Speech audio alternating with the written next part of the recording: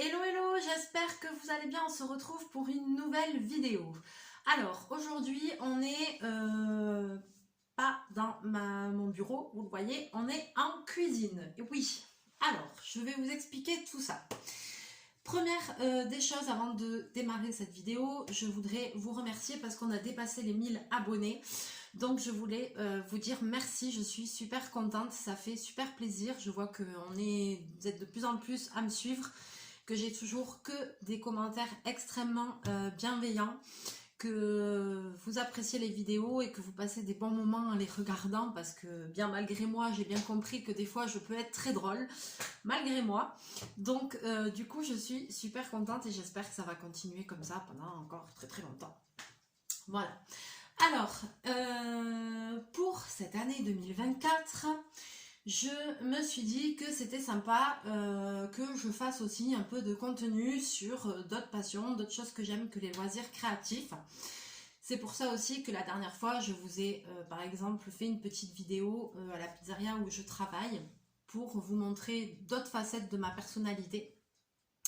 Bien que les loisirs créatifs resteront toujours le principal des vidéos sur cette chaîne, ça c'est sûr et certain. Cependant, je vous ai déjà dit à plusieurs reprises que j'aimais bien cuisiner. Donc je me suis dit pourquoi pas essayer de faire une petite vidéo de temps en temps pour passer un moment en cuisine ensemble. Donc je sais qu'il y a des personnes qui m'ont dit que ça les intéressait, notamment Katia. Donc Katia, je te passe un petit coucou, je te fais un bisou et j'espère que cette vidéo va te plaire. Donc moi, niveau cuisine, comment vous dire, pâtisserie c'est un peu zéro. Vous avez vu la maison en pain d'épices, bon voilà. Clairement, bon moi la pâtisserie c'est pas trop mon truc.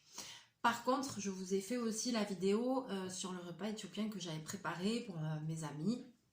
Voilà, donc moi ce que j'aime c'est cuisine du monde. Et ce que j'aime beaucoup, c'est buffet, apéro, dînatoire. Voilà, faire des choses en petit, etc. pour les apéritifs et tout. Ça, c'est vraiment ce que je préfère. J'ai la chance d'habiter dans une région où on a une très bonne gastronomie, de très bons produits, n'est-ce pas? Ça se voit. Voilà, puisque je suis de Bayonne, pour les gens qui ne le savent pas. Voilà, donc Bayonne, évidemment. Quand on dit Bayonne, on pense quoi? Au jambon de Bayonne. Donc c'est vrai, on est pas mal niveau charcuterie, il y a énormément de charcutiers de très bonne qualité. Bien sûr, le sud-ouest, ben, on pense au foie gras, au canard, à tout ça, enfin voilà, ici au gâteau basque, etc. etc. Donc je sais pas si ça vous dirait des fois peut-être de faire aussi des petites recettes de tapas, parce que nous on est près de l'Espagne et c'est vrai que chez nous les apéros, voilà, c'est tapas, c'est ce qu'on appelle des cassolettes. Voilà, des cassolettes, en fait souvent c'est servi, ben, j'en ai un là, dans des petits plats en terre comme ça qui sont typiques espagnols, et ça peut être des patatas bravas, ça peut être des padrones, c'est des petits piments aussi, c'est des trucs espagnols, ça peut être des poêlés de champignons, ça peut être des calamars, voilà, ça peut être plein de choses, des croquettes de jambon, voilà, nous à l'apéro on a quand même pas mal de petits tapas, de petites choses comme ça à tchaper, comme on dit, qui reviennent souvent, donc je sais pas si ça vous intéresse une fois, voilà, on pourrait faire ça aussi. Donc, si vous n'aimez pas cuisiner, vous passez la vidéo. Dorénavant, quand vous verrez Mélie en cuisine, vous saurez que c'est une vidéo de cuisine. Donc si ça vous plaît pas, vous passez et vous regardez que les autres vidéos qui seront comme d'habitude sur les loisirs créatifs. Voilà, je pense que pour l'intro, c'est tout ça. J'attends quand même votre retour après cette première vidéo, voir si ça vous aura plu ou pas. Et si ça vous a plu, eh j'en referai, mais voilà, ce sera une ou deux fois par mois maximum, voilà, ce sera de temps en temps. Sur ce, aujourd'hui, première vidéo. Et alors là, je me suis mis la pression. Première vidéo en cuisine, alors là, je vais être attendue au tournant, parce que c'est une vidéo que si mon chef il la voit, je vais être attendue au tournant. Mais vous allez comprendre pourquoi. Pour les personnes qui me suivent depuis quelques temps, vous savez que je suis partie en septembre, fin septembre.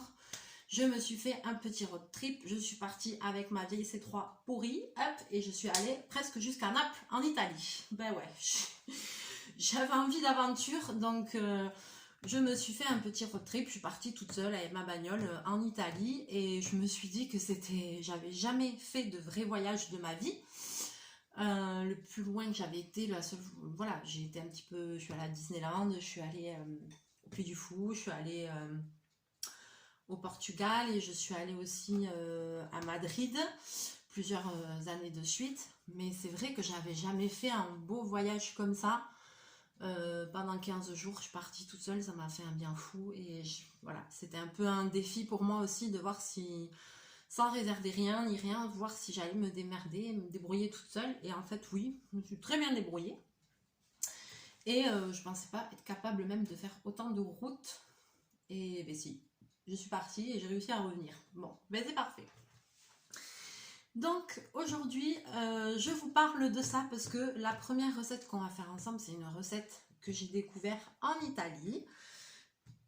C'est pour ça que je vous dis, j'espère que mon chef va pas m'engueuler. Parce que c'est une recette italienne et que mon chef, il est italien. Donc Daniele, si tu passes par là, spéciale dédicace à toi. Alors, aujourd'hui, on va faire une recette.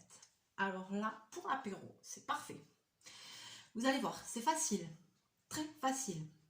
C'est économique. C'est super parce que c'est sans gluten, sans lactose. Donc cette recette, elle est destinée à plein de monde. Moi, je vois que des avantages à cette recette. Vous allez comprendre pourquoi. Moi, personnellement, niveau régime alimentaire, on va dire, je dirais que je me rapproche de ce qu'on appelle maintenant flexitarien. Voilà. C'est-à-dire que je mange plus souvent végétarien, mais je consomme quand même des produits comme le lait, comme la viande, ça m'arrive. Voilà, bien que le lait, non, voilà, mais je consomme du fromage, des œufs, de la viande, mais très occasionnellement, et plutôt de la viande blanche quand même. Donc voilà, mais la majorité du temps, c'est vrai que maintenant, je mange quasiment tout végétarien. Voilà, ça m'est venu comme ça, c'est parce que je me sens mieux comme ça, et puis voilà. Et puis c'est aussi pour le bien-être animal et tout ça quand même, bon. J'aime pas trop qu'on fasse du mal aux animaux, je suis contre l'élevage intensif, je suis contre le gaspillage, je suis contre tout ça. Et ça me fait mal au cœur quand je vois tous ces étalages voilà, de viande, de poisson, de trucs, de machin, quand c'est dans un supermarché, tout ce qui part à la poubelle. Je me dis, on élève vraiment des animaux et on les tue pour rien au final, parce qu'en plus on gaspille. Donc moi c'est pour ça que ça me freine un petit peu dans ma consommation, on va dire. Voilà. Donc pas mal de recettes que je vais vous faire seront plutôt quand même à tendance végétarienne, je pense. Mais je vais quand même essayer de faire des choses flexibles qui en est pour tout le monde. Alors, je suis encore un petit peu enrhumée, donc j'espère que ça va aller. C'est pour ça que j'ai un peu de mal à parler. Donc, cette fameuse recette qui est tip top, qui est pas chère, qui est facile, qui est rapide, qui convient à plein de monde. Recette italienne. Donc, c'est la cousine de la socca niçoise. C'est la farinata. J'espère que je le dis bien. Alors, pour cette recette, vous allez voir, il va vraiment pas falloir grand chose. Il faut 4 éléments. De la farine de pois chiche, de l'huile d'olive, de l'eau et du poivre noir. Voilà, c'est tout ce qu'il vous faut. En général, l'eau, c'est de l'eau du robinet. Voilà, il n'y a pas de secret. L'huile d'olive, en général, tout le monde en a dans son placard. Enfin, moi ici, nous, on cuisine à l'huile d'olive. Moi, je cuisine qu'à l'huile d'olive. Donc je sais qu'il y a beaucoup de régions aussi où c'est le cas. Et pour cuisiner, je vous conseille quand même de prendre une huile d'olive extra vierge. C'est quand même les meilleures. Donc là, moi, celle que j'ai achetée à Leclerc. Hein. Voilà, c'est une huile d'olive, bon celle-là elle est bio et vous voyez c'est huile d'olive extra vierge. Ensuite, comme je vous disais, poivre noir, ça va être du poivre du moulu, du moulin. Et c'est quand même mieux et meilleur d'avoir du poivre, voilà, en grain qu'on cric, qu'on moue sur le moment. C'est meilleur. Ensuite, il va nous falloir de la farine de pois chiche. Alors, c'est, on va dire, le seul élément que vous n'êtes pas susceptible d'avoir chez vous parce que effectivement, la farine de pois chiche, on n'a pas l'habitude de l'utiliser. Cette farine là, voilà, c'est le seul élément c'est ce qui va vous coûter le plus cher dans votre recette. Là, j'ai acheté un paquet de 500 grammes. Je l'ai acheté en magasin bio parce que même dans les rayons bio des supermarchés et tout, on ne trouve pas forcément. Donc là, je suis allée dans un magasin qui fait que du bio et j'ai acheté cette farine là. À savoir que ce paquet de 500 grammes, je l'ai payé près de 4 €. Vous allez me dire, 4 € c'est cher pour 500 grammes de farine. Oui, c'est cher, c'est vrai. On est d'accord. Mais n'oublions pas que c'est de la farine de pois chiche, donc c'est une farine un peu spéciale. C'est cultivé par l'agriculture biologique, donc c'est toujours un petit peu plus cher. Et puis, il faut quand même rationaliser, puisque pour cette farine, pour cette recette, pardon, on va utiliser 125 grammes de farine. Donc en fait, avec 500 grammes, vous allez pouvoir faire 4 fois cette recette. Ça veut dire que à chaque recette, en fait, la recette vous coûte 1 € en farine, après un peu d'huile d'olive, un peu de poivre, voilà, et c'est tout. Donc c'est vraiment une recette, c'est pour ça quand je vous dis que c'est économique, oui c'est sûr que quand on achète un paquet de farine à 4 €, on a l'impression que c'est très cher. Après ça dépend comment on l'utilise. Voilà, là on ne va pas utiliser le paquet entier pour faire une seule fois le paquet, on va pouvoir faire 4 fois la recette. Surtout ce qui est bien, c'est que vous allez pouvoir préparer ça à l'avance et ça va aller très très vite, vous allez voir. Alors, première des choses, je vais sortir ma petite balance de cuisine. Donc, qu'est-ce qu'il va vous falloir? Une petite balance au niveau matériel, un cul de poule, voilà, un petit fouet, un moule à tarte ou un moule rectangulaire un peu profond, mais si vous n'avez qu'un moule à tarte, c'est très bien. Moi, je fais avec un moule à tarte, ça va le faire. Et puis, voilà, peut-être un autre petit récipient pour mesurer l'huile. D'ailleurs, je vais aller chercher ça de suite.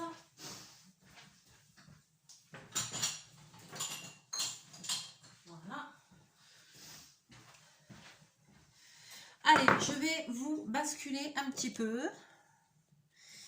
Et vous allez comprendre ça de suite. Je ne vous filme pas ma cuisine parce que ma cuisine, elle n'est pas tip top, quoi.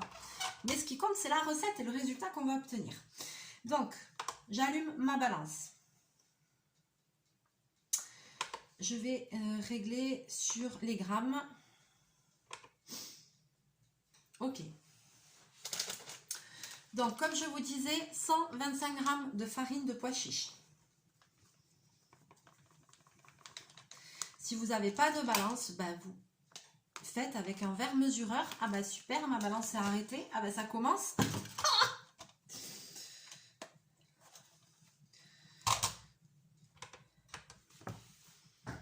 Comment je fais? Je peux pas remettre dans le paquet maintenant. Punaise. Je pensais que rien ne pouvait m'arriver pendant cette vidéo. Mais si, il peut toujours m'arriver quelque chose à moi. À moi, il peut toujours. C'est un truc de fou. Alors, ben, je vais recommencer ma pesée parce qu'elle va être faussée sinon.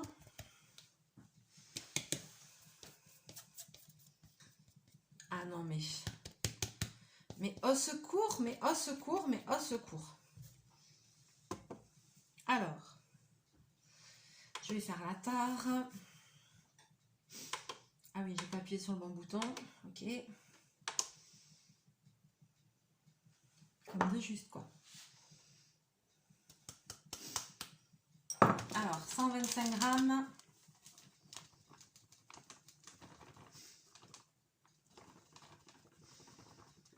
farine de pois chiches.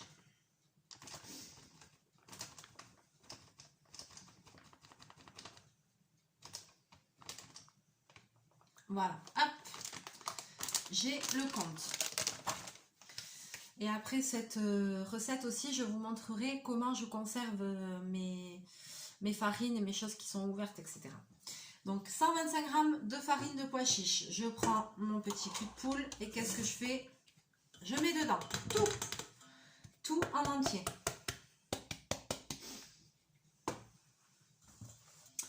Maintenant, je change les unités. Donc si vous n'avez pas de balance, dans un verre mesureur, ça va aller très bien. Je change l'unité. Et maintenant, je vais mesurer 50 centilitres d'eau froide, soit 500 millilitres. On est d'accord? Puisque là, moi, la balance, elle me donne en millilitres. Donc 50 centilitres égale 500 millilitres.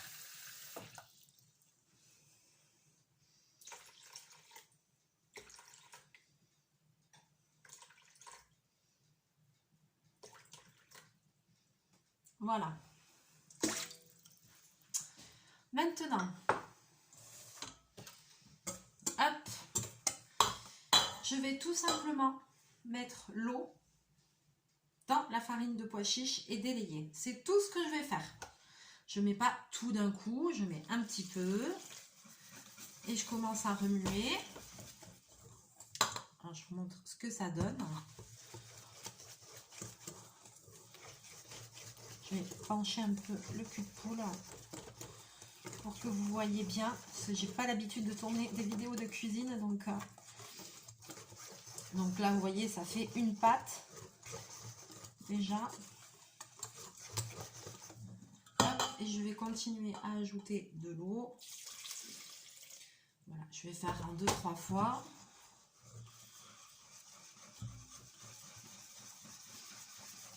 Allez.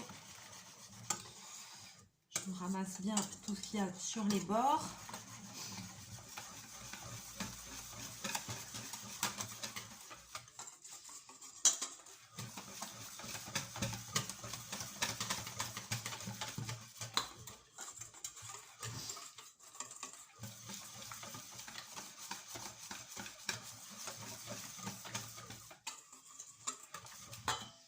Hop. Et je rajoute le reste.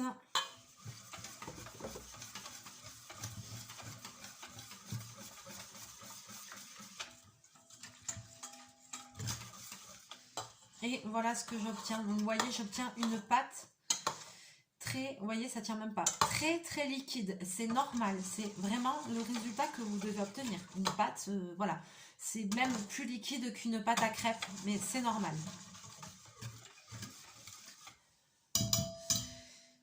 Et ben, vous n'allez pas me croire. Limite, c'est déjà fini. C'est pas beau ça? Donc, une fois que vous avez fait ça, vous allez prendre un petit torchon propre. Vous allez couvrir votre pâte et vous allez l'oublier. Et vous allez la laisser reposer pendant environ 3-4 heures. Donc, il faut quand même que c'est une recette que vous allez devoir préparer à l'avance. Mais c'est tout à fait faisable, quoi. Hein. Voilà, parce qu'il faut que ça repose. Je vais faire la dernière chose que je dois faire, c'est-à-dire mesurer 50 millilitres d'huile d'olive, donc soit 5 centilitres. Hop là. Ah bah disons, j'ai déjà plus. Ah bah disons. C'est tout. Alors. Et là, donc j'ai pris un petit peu d'avance. J'ai déjà préparé cette pâte et elle est en train de cuire parce que je voulais vous montrer le résultat fini, mais c'est pas encore cuit pour le coup. Alors, vous laissez reposer cette pâte pendant environ 3-4 heures. 4 heures, c'est bien. Et ensuite, qu'est-ce qu'il vous reste à faire? Pour la cuisson, c'est pas compliqué. Vous prenez un moule à tarte, tout ce qu'il y a de plus basique. Moule à tarte.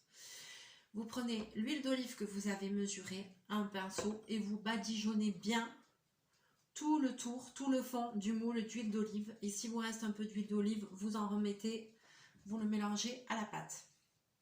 Ou même vous remettez un petit peu d'huile dans la pâte. Vous remélangez, vous versez la pâte dans le moule, c'est tout. C'est tout ce qu'il y a à faire, ok? On met bien d'huile au fond du moule, un peu d'huile dans la pâte, on verse la pâte dans le moule et c'est tout. Il va falloir pour la cuisson que vous préchauffiez votre four. Et alors là, le four, il faut qu'il soit au taquet. C'est-à-dire que vous pouvez y aller, il peut être bien chaud. Moi, mon four, il monte à 230 degrés, pour vous dire. C'est pas un super méga four, c'est un four... moi, j'appelle ça les fours de poupée, parce que voilà, c'est un four qui me dépanne bien en attendant que ma cuisine soit refaite. Mais voilà, c'est un petit four qu'on pose juste comme ça, c'est pas un vrai four. Donc comme je vous disais, vous préchauffez au taquet. Au moins 230, même 240 si vous pouvez. Si ça va plus haut, vous mettez un peu plus haut. Le temps de cuisson va dépendre aussi de la température de votre four. Moi, à 230 degrés, bon, c'est un peu plus long. Je vais mettre peut-être 20-25 minutes pour la cuire. Si vous allez plus haut, un quart d'heure, enfin si vous avez un bon four, en 15 minutes, ça peut être cuit, quoi. Voilà. Il faut que dessus, ce soit bien doré. Donc, je vais vous montrer, là, c'est en train de cuire. Je vais vous montrer quand même un petit peu. Montrer un petit peu. Alors, je vous montre la farinata, voilà, en train de cuire. Est-ce que vous voyez ? Voilà, donc là, c'est en train de cuire dans le moule. Il n'y a vraiment rien de compliqué. Et donc, je vous disais aussi que j'allais vous donner une petite astuce. Vous expliquer comment je conserve après les farines comme ça. Ici, dans le Pays Basque, nous sommes dans une très belle région, mais nous sommes dans une région humide. Donc, nous avons tendance à avoir des nuisibles et notamment des mites alimentaires. Et ça, c'est un fléau parce que quand on a des mites alimentaires dans les placards, c'est vraiment chiant de chez chiant. Ça se met dans tous les produits secs, les pâtes, le riz, les farines, la semoule, c'est vraiment chiant. Donc, il existe des petits autocollants qu'on met à l'intérieur de la porte pour qu'elle se colle dessus. Ça marche bien. Mais ça se met, les mites alimentaires aussi, ça va avoir tendance à se développer dans les produits secs et surtout dans les produits bio qui sont non traités. Là, ça se développe encore plus. Donc même dans les graines, moi j'utilise des graines de courge, de tournesol et tout ça, donc même dans les graines et tout ça, ça peut se mettre. Donc, que faire? Vous allez me dire, et c'est pareil pour les mites, pour les vêtements. Que faire pour éviter ce problème-là? Déjà, de temps en temps, on enlève tout du placard, on aspire le placard et on nettoie le placard. Et quand on aspire le placard, si jamais, vous savez, des fois que ce soit même pour vos vêtements, sachez-le, si vous avez des placards avec des rainures, vous savez, des fois, il y a des, en bois, vous savez, des fois, il y a des petits ronds, il y a des petits creux, des petits interstices. Et ça aussi, il faut l'aspirer parce que ça se met là. Donc, si vous aspirez le reste, mais que vous n'aspirez pas les petits ronds, les petits trous, des réglettes et tout ça, voilà, il faut le faire, ça ne peut que aider. Et nettoyer le placard. Ensuite, pour conserver et limiter ce problème-là, moi j'ai ma solution et j'en vois pas d'autre. C'est celle-ci, c'est le bocal en verre. Mais attention, vous savez, on vous vend beaucoup dans les magasins type Jiffy, la Foire Fouille, tout ça, on vous vend des jolies boîtes décorées avec marqué pâtes dessus, truc, machin, bidule, farine, truc, sucre. C'est bien. Mais si vous avez un problème de mythe alimentaire chez vous, ce ne sera pas suffisant. Pourquoi? Parce que pour conserver le pot, déjà, il n'y a rien de mieux que les trucs en verre. Vous voyez, ça c'est des bocals où on fait les conserves. Hein. Le Parfait, c'est une marque très connue. Voilà, vous trouvez ça à Leclerc. Mais ce qui est bien de rajouter, et même indispensable, vous voyez, c'est le joint. le joint de conserve, parce que c'est ça qui fait que c'est vraiment hermétique. Et vraiment, grâce à ce système-là, je vous assure qu'on a beaucoup moins de problèmes. Là, ce pot, il est vide. Je vais quand même repasser un petit coup de sopalin dedans. Donc moi, je conserve énormément de choses comme ça. Les pâtes, le riz. Vous voyez, j'ai même fait des étiquettes avec mon étiqueteuse. Voilà, donc chez moi, c'est comme ça. Là, par exemple, c'est les lentilles corail. Sinon, des fois, ce que je fais, c'est que je mets les étiquettes... J'achète des étiquettes petites autocollantes et je mets aussi la date de péremption. Voilà, comme ça, quand c'est un produit que j'utilise pas souvent, mais en général, c'est vrai que quand même ça tourne. Hein, donc je fais ça pour le pâte, pour les pâtes, pour le riz, la semoule. Là, vous voyez, c'est du maïs à popcorn. Je fais ça aussi. Tous les produits en fait secs. Hein.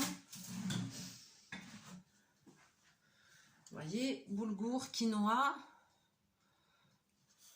tous les produits comme ça. Je mets tout dans des bocaux comme ça, fermés avec le joint et j'ai beaucoup moins de problèmes. Donc là, comme je fais d'habitude, vu que le paquet est ouvert, et en plus ça évite d'avoir 20 000 paquets ouverts dans les placards. Ah moi ça c'est un truc, ça m'énerve. T'as 20 000 paquets ouverts.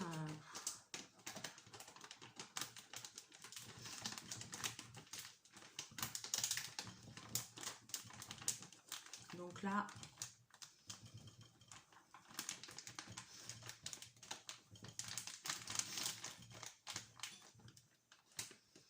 alors j'ai regardé un petit peu la recette de la soca niçoise parce que je connaissais pas du tout, j'en ai jamais mangé.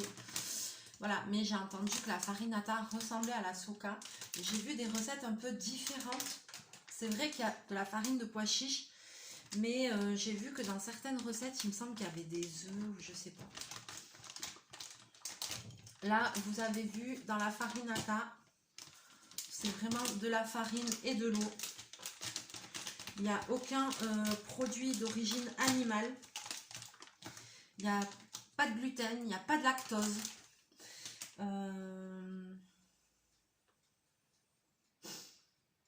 Voilà, ingrédients, pois chiches issus de l'agriculture biologique, après ouverture à conserver dans un endroit frais et sec. Voilà, Nutri-Score A. C'est formidable, on ne va pas le bouffer sec, hein. On le met forcément dans un truc, ça doit avoir un Nutri-Score A. Voilà quoi. Mais enfin bon, je vais quand même me relaver les mains.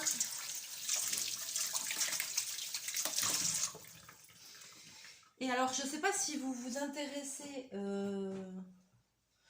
au Nutri-Score, mais moi, je regarde les vidéos de Juju Fitcat. J'adore sa chaîne. J'aime beaucoup sa personnalité. Elle est simple, elle explique bien les choses et tout. Et elle fait, j'aime beaucoup sa web série qu'elle fait Balance ton frigo, où elle va chez des personnalités, puis elle ouvre les frigos et elle explique et tout ça. Et elle disait qu'en fait, elle avait rencontré une dame qui bossait pour le Nutri-Score et que par exemple, c'est vrai que sur certains produits, des fois les Nutri-Score, ben, par exemple sur l'huile d'olive, là il n'y en a pas, mais des fois sur l'huile d'olive, vous avez un Nutri-Score pourri, quoi, genre D ou E, parce que en fait c'est un produit, c'est de l'huile, donc c'est gras, alors que l'huile d'olive, c'est vachement bon pour la santé. Donc elle disait que c'était un peu à double tranchant. J'ai une bouteille vide. Voilà, par exemple, là j'ai la bouteille vide que j'ai jetée, et sur celle-là, c'était un Nutri-Score C. L'huile d'olive, c'est bon pour la santé, quoi. Et en fait, par exemple, donc elle expliquait que par exemple, quand vous achetez, je sais pas, des pâtes, qu'il y a marqué Nutri-Score, ou un plat cuisiné où il y a marqué Nutri-Score B, en fait, ça, ou A, ça veut dire que, en fait, dans cette gamme de produits-là, par exemple, je sais pas, vous achetez un plat traiteur. Voilà, un plat tout préparé, Marie, truc machin, voilà, je sais pas, des pâtes au jambon, truc ou machin, j'en sais rien. Par exemple, si dessus vous avez le Nutri-Score B, ça veut dire que pour les plats préparés de cette catégorie-là, les mêmes plats préparés, ce produit-là de cette marque-là a un Nutri-Score B. Voilà, en fait, c'est ça que ça veut dire. C'est pas ce qu'on pense que forcément c'est bon pour la santé, ça veut dire que c'est en haut de liste des produits. C'est un des meilleures qualités. C'est ce que j'ai compris et j'ai trouvé que c'était bien qu'elle le dise et qu'elle le précise, pour le coup. Alors, notre petite farinata, eh bien, elle est bien, elle est en très bonne voie. Donc, je vais la sortir du four. N'oubliez pas, quand vous avez vos invités qui arrivent à la maison, vous mettez le four à toper au max. Allez, hop, vous mettez l'huile d'olive au fond du moule, la pâte comme ça, vous allez voir, c'est une pâte très liquide. Et hop, vous enfournez 15-20 minutes, vous surveillez et vous allez voir. Mamma mia, vous n'avez pas fini de vous régaler, c'est vraiment simple et bon. Alors,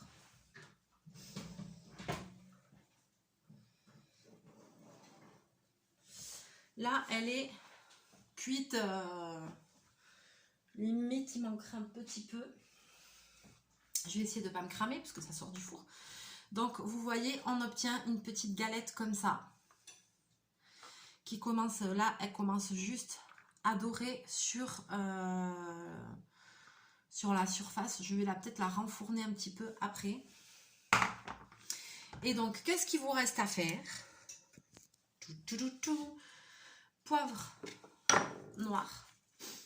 C'est à servir chaud, à manger chaud. C'est vraiment... Par contre, il faut le servir chaud. Après, je sais pas trop si ça se réchauffe ou pas. Je pense pas que ce soit un truc idéal pour réchauffer. Je vais prélever un petit bout. Là, ouais, elle n'est pas tout à fait cuite.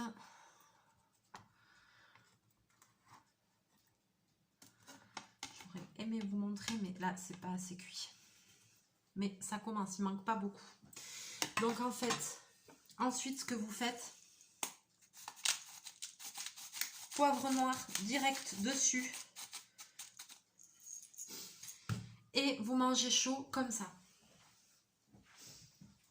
Si j'arrive à sortir ça.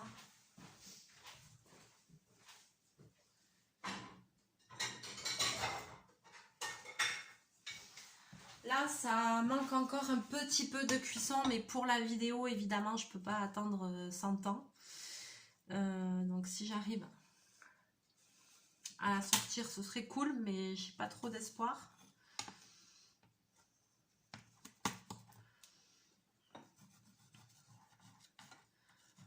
Et donc, ça se consomme chaud. Voilà. Donc, ça vous donne, on dirait presque un petit peu comme de l'omelette. Et vous mettez du poivre noir. Je vais la remettre au four pour que ça finisse de chauffer quand même.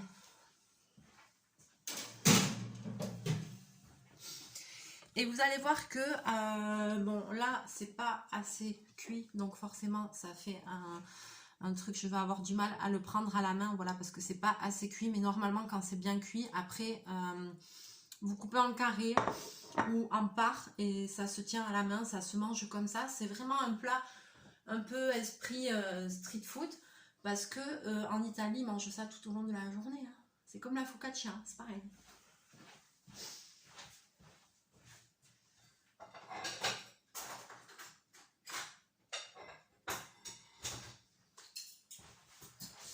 C'est, voilà, en Italie, il y a des focaccia. Tu prends la focaccia, c'est une sorte de pain avec des trous dedans, de l'huile d'olive et tout. Ils en font avec du fromage, à l'oignon, ils en font à plein de trucs. Ils font même des sandwichs avec la focaccia.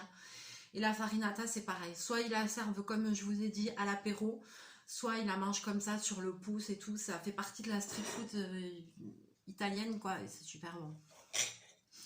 Donc, c'est pas tout à fait cuit, mais quand même, je vais me sacrifier, je vais goûter. Il faut quand même toujours goûter ce qu'on fait. Mais vous voyez, on voyait légèrement la dorure là sur le dessus. Il faut que ce soit comme ça partout. Moi, ça l'était pas encore.